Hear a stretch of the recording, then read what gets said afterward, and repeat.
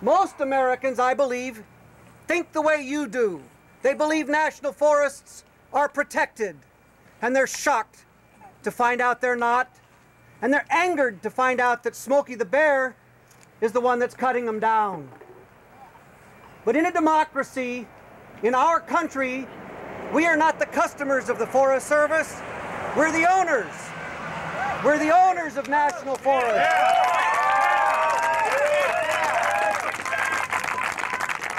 We don't have to ask for permission to save them. They have to ask our permission to cut them down. When one person has hope and is willing to fight, we all have opportunity. We all can have hope. You have all fought. You have all stood up, and you've all expressed a demand for change. That can happen.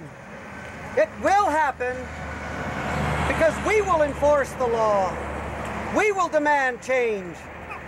We will demand respect for our national forests. In yesterday's Oregonian, Barry Lopez, a well-known author, spoke about his silence watching the destruction of the forests in the Willamette National Forest here on the Mackenzie, one watershed over. He spoke about his guilt for being silent, implying that he'll stop being silent. And I think the actions of you and your fellows is what helps a lot of us realize we can't remain silent any longer. We all have to speak up, or we're all guilty for the destruction that happens in our forests. It's like somebody that's supposed to be taking care of your church or synagogue or the Notre Dame Cathedral has a buddy in the salvage rubble market.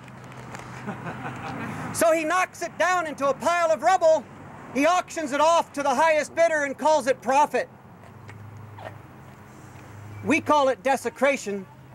We also call it flat stupidity. How many people would destroy something that's priceless and irreplaceable and that provides our air and water and sell it off for fiber and call it smart? That is not smart.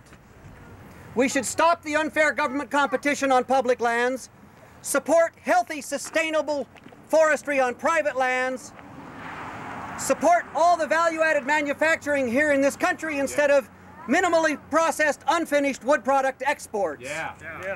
Support people here and protect our forests, our air, our land, our water, our watersheds, and our wildlife. When we do that, we guarantee our children at least a chance at a future. If we fail, we help rob them of their future.